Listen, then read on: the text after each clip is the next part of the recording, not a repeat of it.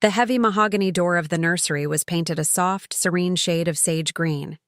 Inside, sunlight filtered through thin linen curtains, illuminating a handcrafted wooden crib, a vintage rocking chair, and a custom wall decal that spelled out a single word in gold script: Leo. Elena stood in the doorway, her hand lingering on the cold brass handle. Her breath came slow and deliberate. It had taken 3 years of quiet, painstaking grief to finally open this door again without breaking down. 3 years since she and her husband, Marcus, had stood in a dimly lit ultrasound room, listening to a silence that shattered their world.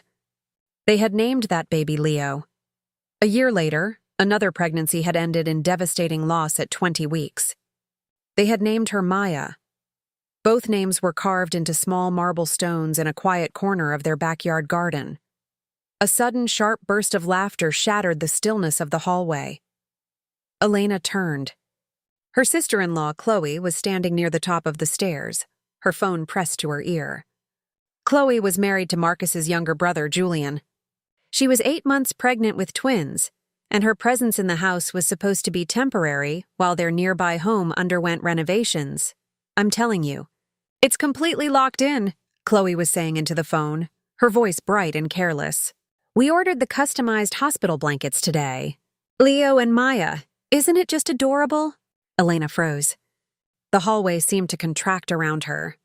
The air in her lungs felt heavy, almost suffocating.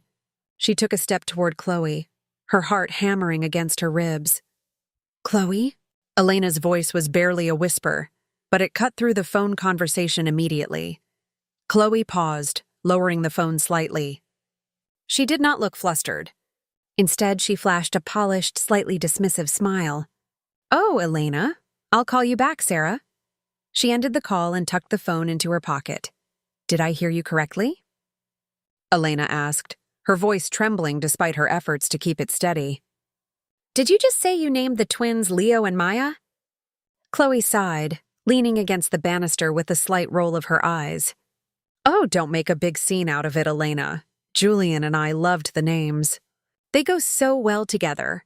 Those were the names of my children, Chloe, Elena said, taking another step forward. Her voice was taut, stretched to its absolute limit. You knew that. You were at the memorial service. You held my hand when we buried the stones. Chloe smiled, a small, patronizing curl of her lips. She tapped her bump gently. Elena, let's be realistic for a second.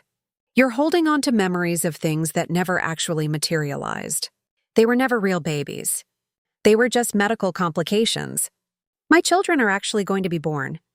They deserve real names, not names wasted on ghost stories. Elena felt as though she had been struck. The hallway blurred for a second. She reached out to steady herself against the wall, her eyes locked on Chloe's calm, unbothered expression. Before Elena could speak, Chloe turned on her heel and began walking down the stairs. As she moved, her phone chimed with an incoming notification. Elena looked down at the top step where Chloe had just stood. A small, printed piece of folded paper had slipped from Chloe's oversized cardigan pocket and landed silently on the carpet. Elena picked it up. It was a receipt from a private legal clinic, dated 3 weeks prior. At the bottom was a handwritten note in Chloe's precise handwriting. Trust reassignment contingent on live births of primary named heirs. The family dinner table was set with fine china and polished silver. Julian sat at the head of the table, cutting his steak with casual indifference, while Marcus sat across from Elena, his eyes tired. Carried down by months of overwork at his firm. We have an announcement, Chloe beamed, placing her hands dramatically over her belly. We've officially finalized the names for the nursery mural. Marcus looked up, offering a polite smile. What did you choose? Leo and Maya, Julian announced proudly, taking a sip of his wine. Marcus's fork hit his plate with a sharp metallic clatter. He looked instantly at Elena, whose face had drained of all color. Julian, you can't be serious. You know what those names mean to us. Julian shrugged, glancing at Chloe for support. Look, man, Chloe fell in love with them. It's not like you guys have a trademark on common names. Besides, it's been years. We thought it was time to bring some positive energy back to those names in this family. Positive energy? Elena's voice was quiet, but it commanded the room. You are using the exact names of the children we lost. Chloe told me today that my babies were never real, so it didn't matter. Julian frowned, turning to his wife. Chloe, did you say that? Chloe put on a look of wounded innocence, her eyes widening. Of course not. I would never be so cruel. Elena is completely misinterpreting what I said. I simply meant that we shouldn't let past tragedies stop us from celebrating new life. Elena's grief has made her so sensitive. She's distorting everything I say. She's not lying, Chloe, Marcus snapped, his voice rising. This is cruel. Change the names. We aren't changing anything, Julian said firmly, setting his glass down hard. My mother gave us her blessing yesterday. She thinks it's a beautiful tribute. Elena turned her gaze to the end of the table where Marcus and Julian's mother, Evelyn, sat quietly. Evelyn had remained silent throughout the exchange. When Elena looked at her, Evelyn avoided eye contact, staring intently at her napkin. Evelyn, Elena asked softly, you agreed to this? They are just names, Elena, Evelyn said quietly, her voice lacking its usual conviction. We have to move forward as a family. The betrayal cut deeper than Chloe's malice. Evelyn had helped plant the flowers around the memorial stones in the backyard. She had cried with Elena in the hospital room. Later that night, unable to sleep, Elena walked down into the dark kitchen to fetch a glass of water. As she approached the cracked kitchen door, she heard low voices inside. She's looking into things, Julian. Chloe's voice was sharp, hushed, and panicked. She picked up that receipt from the hallway earlier. I saw her put it in her pocket. It doesn't matter, Julian whispered back aggressively. She has no proof of what my father intended. As long as the twins carry those exact names in the official registry before the estate audit next month, the trust distribution goes entirely to our line. Stop panicking, Chloe gasped softly. What if she talks to the estate lawyer? She won't, Julian replied grimly. Because if she pushes this, I'll release the medical records from her second admission. Everyone will think she's completely unstable. Elena pressed her back against the cool hallway wall, her breath catching in her throat.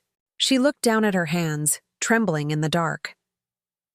By the end of the week, the atmosphere in the house had become toxic. Chloe made a point of leaving customized baby items around the common areas. Embroidered bibs reading Leo. Plush blankets monogrammed with Maya. Every object was a deliberate, silent provocation. When Elena tried to address it with Marcus, he seemed utterly broken. Elena, please. I'm exhausted, he said, burying his head in his hands at his desk. Julian is threatening to pull his investment from the firm. If he does, we lose everything. Can we just get through the birth first? You're asking me to let them steal our children's memory for money? Elena asked, tears finally spilling over. I'm asking you to help us survive, Marcus shouted before softening instantly. I'm sorry. I can't fight everyone at once. Elena felt utterly isolated. Her husband was paralyzed by financial fear. Her mother-in-law had been compromised, and her sister-in-law was actively attempting to erase her painful history for personal gain. That evening, while searching for old tax documents in the attic to help Marcus with his firm's filing, Elena bumped into an old wooden trunk belonging to Marcus's late father, Arthur, who had passed away 2 years prior. The lock was broken. Inside, beneath dusty albums and old watches, was a thick leather ledger bound with twine. Attached to the inner cover was a handwritten letter addressed to Elena in Arthur's distinctive, elegant cursive. It was dated just days before he passed. Elena opened the letter. As her eyes scanned the lines, her blood ran cold. Elena, my dear, the letter read.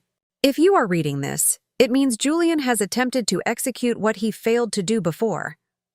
I know what Chloe and Julian did regarding your medical records. I know why your stress levels spiked during your second pregnancy. Do not trust the family trust documents shown to you by Evelyn. Look inside the blue file in my study safe. The combination is your first baby's due date. Elena's heart pounded violently against her ribs. She folded the letter and tucked it inside her sweater. Downstairs, the front door slammed open. Heavy footsteps ascended the attic stairs. Elena turned just as Julian's shadow lengthened across the attic floor. "What are you doing up here, Elena?" Julian asked, standing at the top of the stairs blocking the only exit. His eyes were cold, darting toward the open trunk. "Before we continue to the moment Elena opens that safe, if this story is gripping you, please take a quick second to like the video and subscribe to Justice Unfolds. Drop a comment below telling us where you are watching from tonight, and let us know. What would you do if you found out a family member was hiding something this sinister? Now, let's head back to that dark attic." Elena kept her hands behind her back, her fingers tightly clutching Arthur's letter. She forced her voice to remain completely steady. "Just looking for Marcus's old tax files. He needs them for the office." Julian took a slow step into the attic, his eyes narrowing as he scanned the open trunk. "That's my father's personal storage. You shouldn't be digging through things that don't belong to you."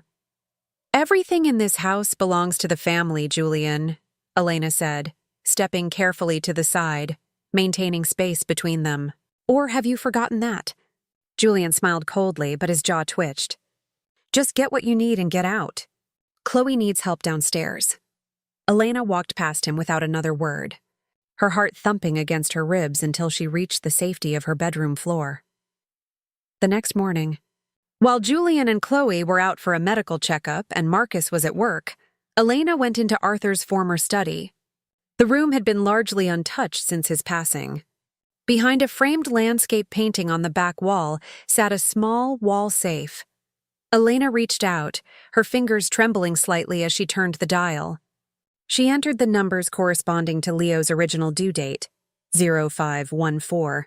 With a soft click, the heavy steel door swung open. Inside lay a thick blue folder, just as Arthur's letter had described.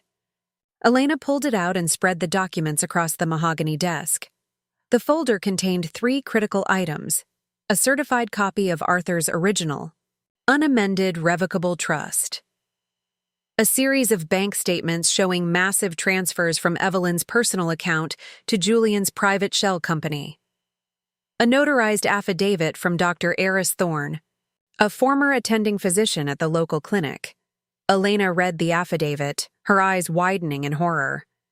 2 years ago, during Elena's second pregnancy, Chloe had secretly contacted Dr. Thorne, offering a substantial bribe to alter Elena's stress test results and recommend aggressive, unnecessary hormonal suppressants.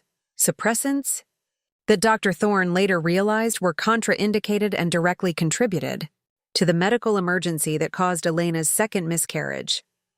Dr. Thorne had suffered a crisis of conscience days later and confessed everything to Arthur before leaving the practice.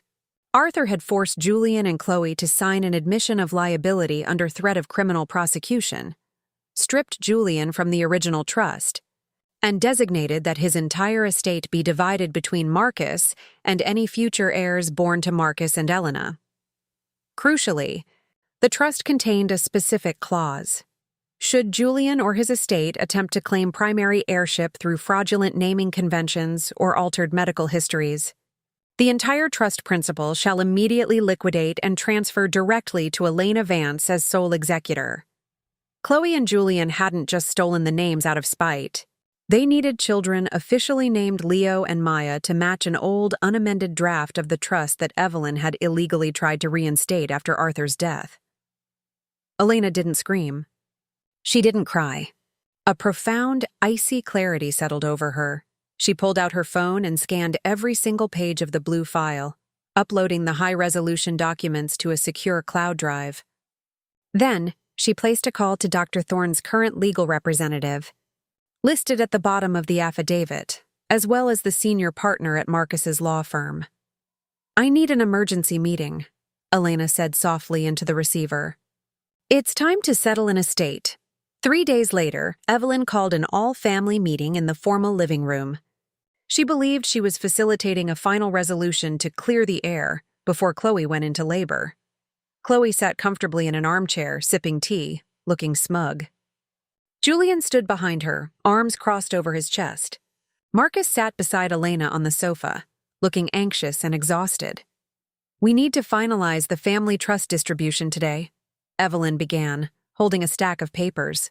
Since Julian and Chloe are expecting the primary grandchildren, Leo and Maya, the original terms established by your father dictate that 70% of the property rights transition to their care. Chloe looked across at Elena with a faint, victorious smile.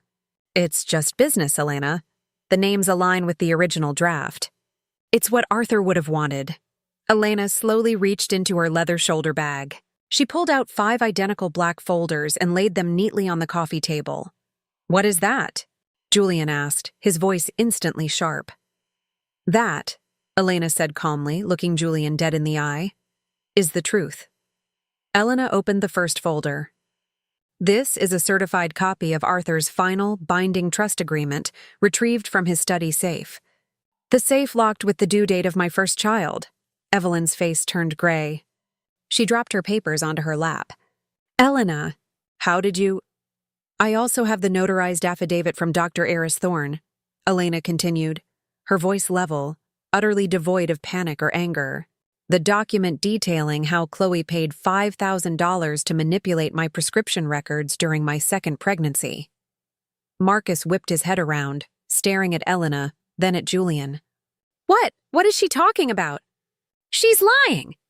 Chloe shrieked, standing up so fast her tea spilled onto the rug. She's insane, Marcus. I told you she was unhinged. The paper trail is complete, Chloe, Elena said, opening the second tab of the folder. Bank record transfers from Evelyn's private account, matching the exact payment dates to Dr. Thorne.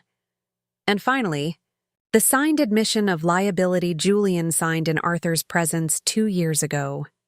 Julian took a step back, his face completely drained of color. His hands began to shake. That document was supposed to be destroyed. Arthur kept it, Elena said softly. He kept it to protect us from you. Marcus stood up slowly, his knuckles white as he looked at his brother. You caused her loss? You targeted our babies? Marcus, listen to me, Julian stammered, stepping toward his brother, but Marcus shoved him back violently against the wall. Don't touch me! Marcus shouted, his voice cracking with rage and grief. Elena didn't yell. She turned to Evelyn, whose hands were trembling uncontrollably. You knew about this, didn't you, Evelyn? You helped them cover it up so Julian wouldn't face criminal charges. Evelyn wept silently, bowing her head, unable to offer a single word of defense.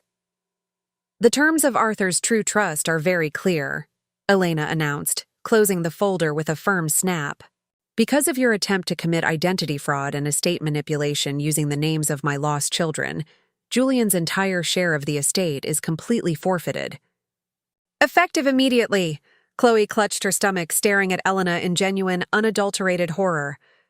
The smugness was entirely gone, replaced by a raw, desperate panic. The legal aftermath was swift and uncompromising. Within 2 weeks, Elena's legal team filed the full documentation with the probate court. The judge validated Arthur's final trust without delay.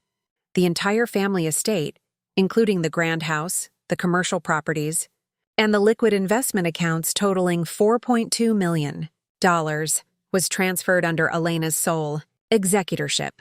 Julian was formally ousted from Marcus's firm after Marcus presented the evidence of financial fraud to the managing partners. Faced with imminent criminal charges for fraud and medical conspiracy, Julian accepted a strict civil settlement. He surrendered all rights to any family assets, agreed to pay full restitution for the funds Evelyn had illegally transferred to him, and accepted a permanent restraining order. Evelyn was forced to downsize to a small, 1-bedroom apartment paid for by a modest, non-transferable monthly allowance managed entirely by Elena. Her influence over the family was gone. Her standing in her social circles entirely destroyed by the quiet whisper of what she had allowed. Chloe gave birth to twins a month later, a boy and a girl. Under the threat of immediate public litigation and full asset seizure, Julian and Chloe signed a legally binding agreement never to use the names Leo or Maya on any official or legal documents. The babies were named Oliver and Clara. 6 months later, Marcus and Elena stood in the backyard of their home. The grand house was quiet now. Julian and Chloe had moved across the country to live in a modest rental, struggling under the weight of Julian's reduced income and legal debts. Their marriage was fractured beyond repair, held together only by the exhaustion of raising newborns under heavy financial strain. Marcus had started his own independent practice. Though he and Elena were rebuilding their life together, the trauma had left deep marks.